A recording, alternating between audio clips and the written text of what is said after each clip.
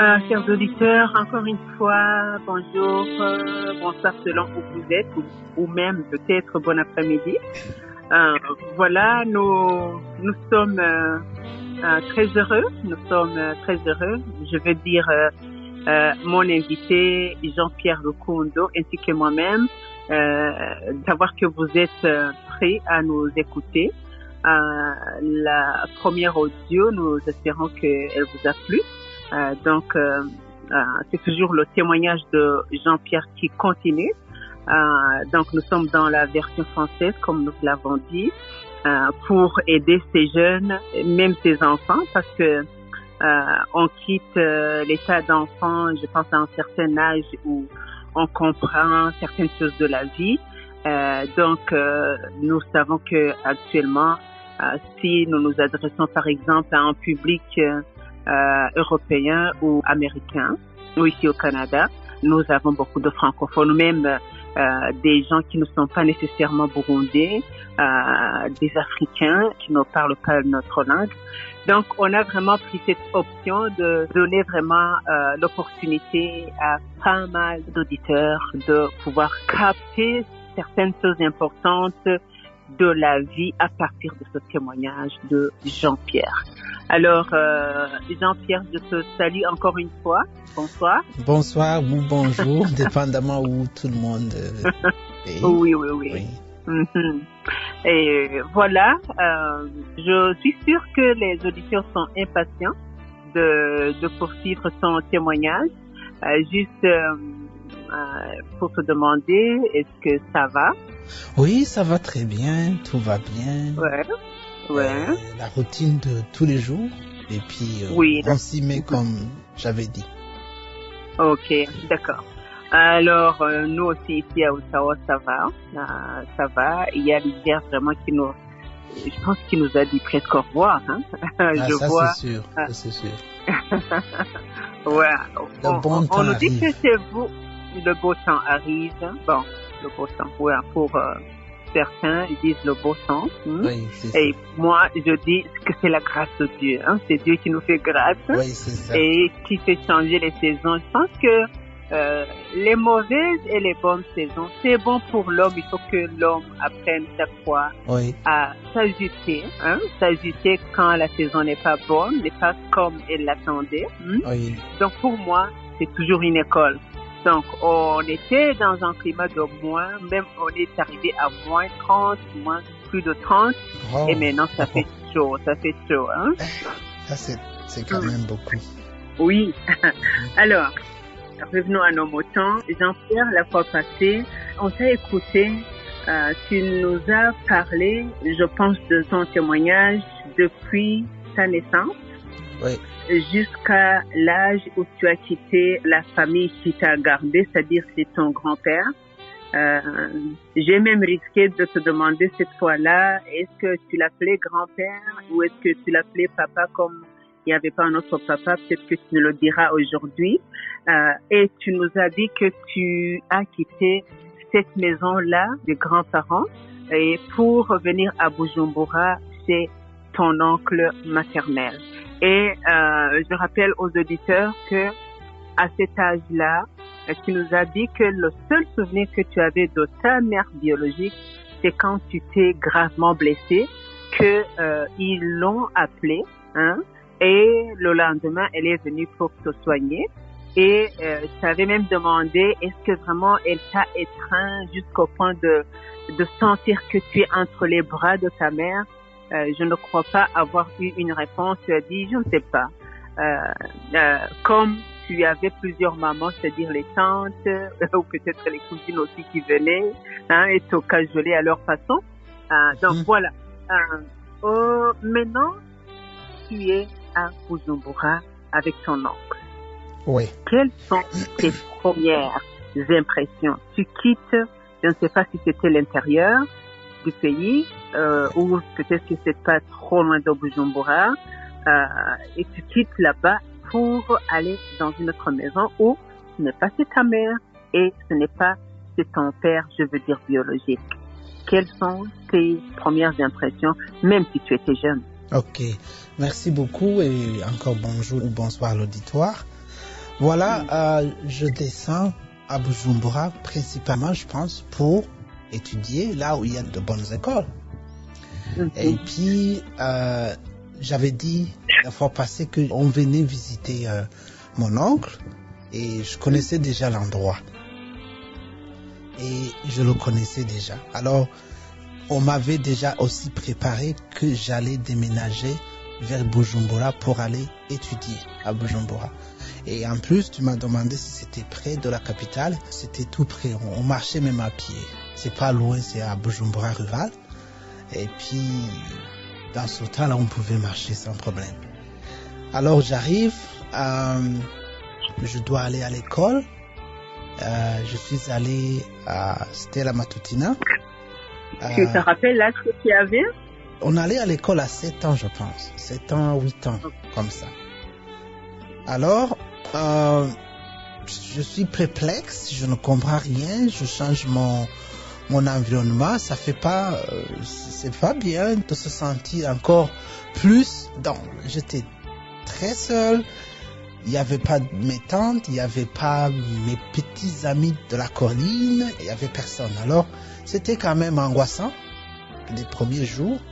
Et aussi, j'avais mon petit lit là-bas, et ma chambre, et lui, il avait sa chambre juste à côté. Et au salon, il y avait la chaise roulante pour les handicapés parce que je vous ai dit, il était handicapé. Et il n'y avait pas une maman là-bas. Il n'y avait pas une maman. Et à côté, il y avait une petite maisonnette, c'était la cuisine. C'est ça.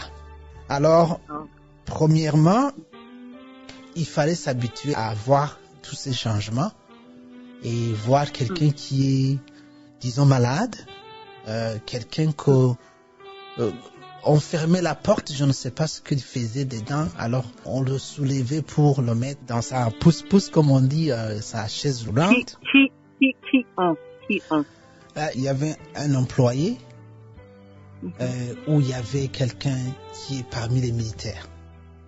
De toute façon, il y avait quelqu'un qui était assigné à ces tâches.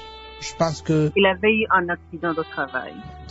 Il y avait toujours un garde-malade, c'était évident. Alors, et c'est cet oncle-là où on t'a amené pour vivre afin que tu puisses aller étudier. Voilà, c'est ça. Et puis, mon nom, c'était Jean-Pierre Narumanga. Ça, c'est ce qui est écrit. C'était ce que j'avais comme nom. Alors, je me suis habitué, je me suis accoutumé un peu. Et puis, ce qui me faisait du bien, le terrain de basket était tout près, de football, de handball, tous ces terrains de jeu. Et là, je me suis impliqué beaucoup dans le football, dans le basket. On ne peut pas habiter dans un camp militaire et ne pas avoir cet engouement de faire du sport. Ça, c'est normal. Et là, ça m'a beaucoup aidé parce que j'avais pas de ces choses-là quand j'habitais à la colline. Alors, j'avais les moyens d'aller emprunter le ballon, d'aller jouer. À un certain moment, j'aimais ça. J'étais très content de ça. Alors... Est-ce que dans ce camp-là, il y avait des femmes et des enfants ou c'était des hommes seulement? Non, c'était des hommes seulement. Non. Après, il y a eu des enfants qui sont venus aussi chez leurs parents, mais leurs femmes étaient à la colline. Alors, ces enfants allaient à l'école avec moi. Mais souvent, les mamans n'étaient pas là. D'accord. On pouvait voir quelques mamans, surtout quand c'était des sous-officiers. Mais les hommes de troupe, vraiment, ça a commencé quand il y a eu la guerre. Alors là, je suis à l'école, tout marche bien.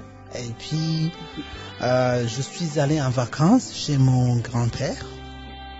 Et c'est là où je pouvais lire, je pouvais regarder tous les documents que mon grand-père avait. Il y avait un bureau là-bas quelque part. Et là, je suis allé tripoter certaines choses. Et là, j'ai vu un document. Ton grand-père était un intellectuel? Oui. Il était parmi la famille royale, Mutware et Abaganwa, comme on dit. Alors, il avait des responsabilités par rapport à ça. Et puis, il y avait un bureau, il y avait même une machine il tapait souvent. Ok. Alors, je suis là, je remarque un document. Mhm. Et là, ce document m'a ouvert les yeux. Et j'ai vu un document qui disait que mon père, c'était mon grand-père et ma mère, c'était sa fille. Ok. Et là, je me suis perdu. Franchement perdu. Et j'ai pris le document. Donc, on disait Jean-Pierre, avec le nom que tu m'as dit, Oui. Fils de sa Oui. mère et son grand-père. Voilà. Mhm. Alors, quand même, c'est compliqué. Ça t'a choqué? Ça m'a choqué et ça m'a vexé. Et j'ai mis ça, j'ai pris le document, je suis parti avec et personne ne l'a su. Ok. Alors, quand j'arrive à Bujumbura, alors c'est là où je commence à me rebeller, à penser beaucoup et à me noyer dans le... À ce moment-là où tu commences de te rebeller, tu as quel âge, Jean-Pierre? J'étais en 4e. Mhm. Je me souviens bien, j'étais en 4e. Alors, je jouais au foot, je m'en foutais par rapport aux études. Alors, quand je suis arrivé en 5e, je me suis exprimé, j'ai dit à mon oncle que je n'aime pas le nom que j'avais. Parce que c'est un nom qui n'est pas de mon père, c'est de mon grand-père. Loin de là, je l'aime toujours, il n'est plus. Mais c'est pas possible qu'il a eu un enfant avec sa fille. Alors, moi, je vais changer de nom, je ne veux plus de son nom. Et puis, peut-être qu'il comprenait mes inquiétudes et ma frustration. Il a accepté de prendre le bulletin et d'utiliser un stylo. Il a fait une rature et il m'a dit, tu veux t'appeler Nzi Sabila? J'ai dit non. Moi, je veux pas demander. Moi, je vais me battre pour ma vie. Alors, elle m'a dit, qu'est-ce que tu veux alors? Elle a dit, je t'appelle. Nzi Sabila, parce que la signification, c'est ça parce dit qu'il y a... je vais quémander, je vais demander. Oui, c'est ça. Alors, je dis non. Tu as grandi trop tôt. Je dis non. Moi, je vais travailler. Bon, peut-être que j'étais avec cette innocence d'enfance. Dire Nzi Sabila, j'ai dit non. Ou bien j'étais quelqu'un qui dit je suis capable, peut-être. Alors je me suis dit non. Appelle-moi Rukundo. Alors il a mis Rukundo qui signifie amour. Et à cet âge-là, tu t'es choisi un nom, toi? Moi, je me suis choisi un nom. Appelle-moi Rukundo. Alors, tu dis que tu étais en 5e primaire? 5e primaire. Je pense 5e. Je me souviens bien, c'est 5e. Et puis, il a écrit Rukundo et il a gardé Jean-Pierre. On n'a pas parlé de Jean-Pierre.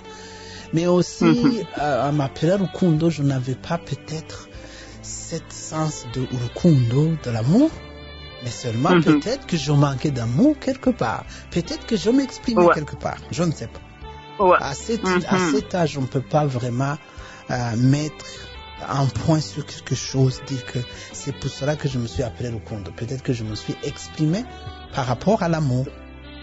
Ouais, c'est ça. Alors, il a écrit ça. C'est quelque chose que tu désirais être, quelque chose que tu désirais avoir, vivre. Je pense pas être, mais avoir. Je pense bien que je m'exprimais que je manquais quelque chose. Parce que en étant à cet âge-là, dire que je m'appelle Rukundo parce que je veux que l'amour soit propagé, je ne crois pas. Je pense que je me suis exprimé. Alors, il a écrit ça, je suis allé à l'école, j'ai redonné le bulletin au prof. Je ne sais pas s'il a appelé l'école ou s'il a été en contact avec les sœurs qui dirigeaient l'école, mais il n'y a pas eu d'incident, ils ont changé sans problème. Alors, j'arrive en 6e. Bon, je m'appelais Rukundo Jean-Pierre. Depuis lors, c'est ça le nom que je me suis donné et ça a continué ainsi. Ton grand-père n'a pas réagi? Non, je pense qu'il n'a pas su parce que par rapport à ma vie, il y avait un secret total, comme je dis, fermé hermétiquement.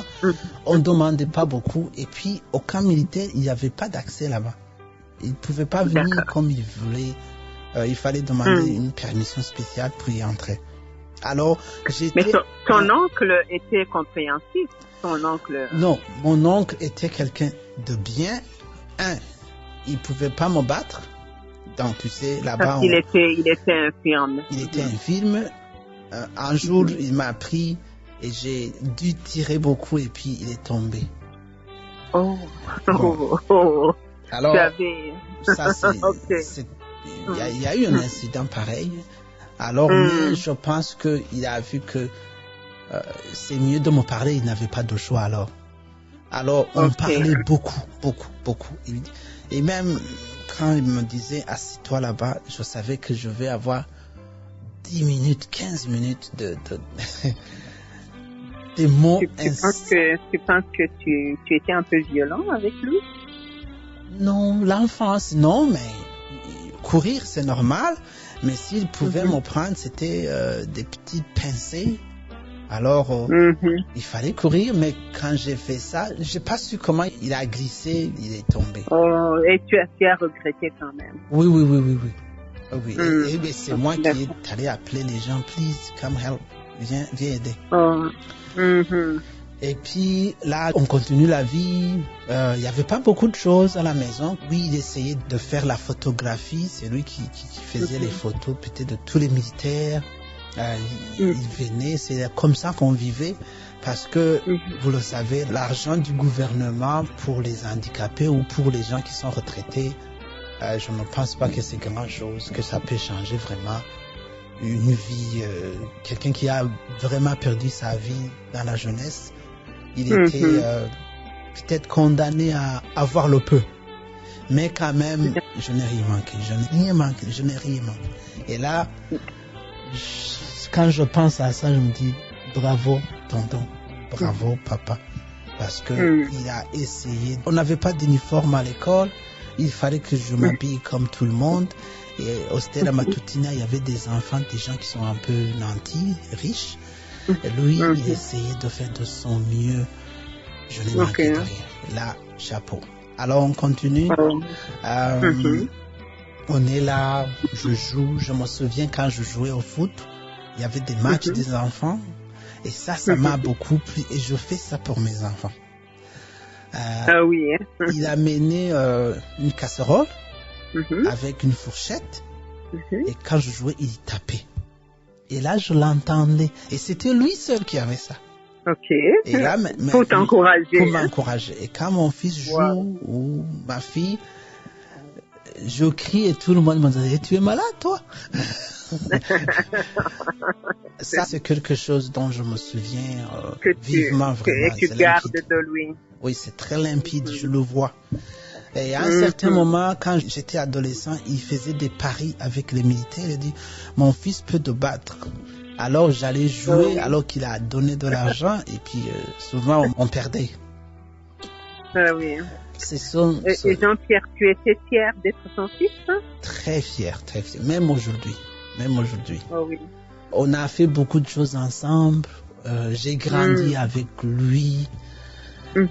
Alors, quand j'ai passé l'examen national, pour une fois, j'ai pas passé. C'était courant.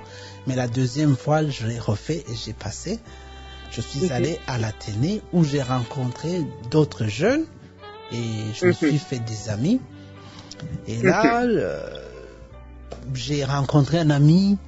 On était en 8e année. Je lui ai dit que je n'ai jamais vu où ma mère habitait.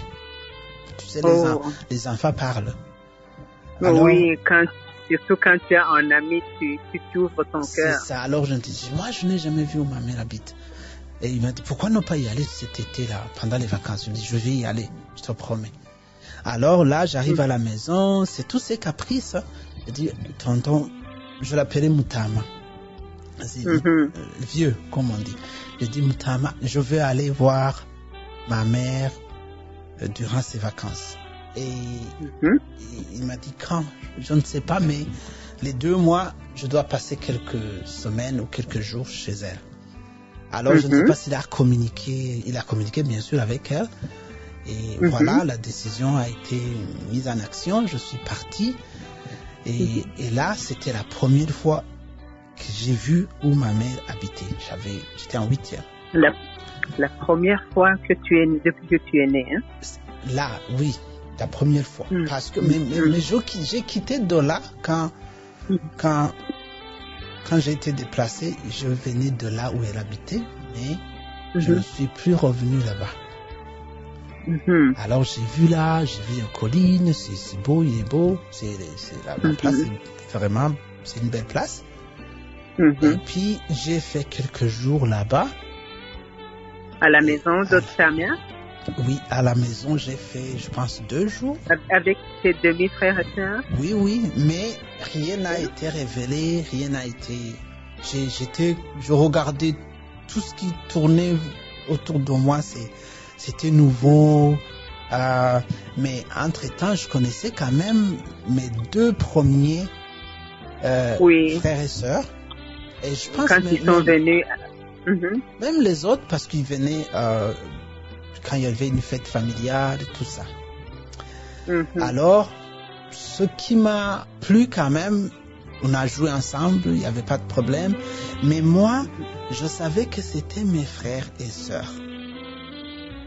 Pas demi. Non, je savais. Demi, on avait une même mère en tout cas. Alors, moi, je le savais parce que c'était ma mère. Mais eux, je ne sais pas vraiment si ils étaient au courant que moi, j'étais leur frère. Je ne sais pas. Parce que je me souviens, on allait vers où on prenait le bus. Et puis, il y avait des gens, tu sais, les gens de la colline, ils savent certaines choses. Hein. Ils disaient, c'est ton frère? Mais l'autre disait, Moubaze, demande-lui. Donc, c'est-à-dire que il y avait une confusion aussi parmi eux. Est-ce que c'est mon frère, c'est mon cousin, c'est quoi? Qu'est-ce qu'il me demande? C'est ça. C'est ça. Voilà, ça te faisait quoi? Ça me faisait très mal. Très mal. Tu te sentais comme en étranger, c'est ta mère? Non, pour te dire, quand je prenais le bus pour Bujumbura, je pleurais. Je pleurais. Et c'est quoi ça? Je comprenais rien. Alors, je repars à Bujumbura et vers la fin des vacances, il y a une lettre qui est venue de mon ami qui était à l'intérieur du pays. Et souvent, les bus, quand ils arrivaient à Bujumbura, les bus passaient tout près du camp. Alors, le chauffeur ou le convoyeur jetait les lettres. Et puis après, il fallait récupérer les lettres. Et on a récupéré ma lettre et on a donné la lettre à mon oncle. Et mon oncle l'a lu. Il a ouvert la lettre et puis il a lu. Alors, il a constaté. Est-ce qu'il a bien fait d'après toi? Ça ne m'a pas plu, mais ça ne m'a pas fait ni chaud ni froid. Mais c'est là où lui aussi il a découvert qu'il y avait quelque chose qui était un peu louche, qui ne marche pas dans mes pensées. Alors, il m'a donné un câlin, il m'a dit, j'ai lu la lettre, est-ce que ça te fait mal?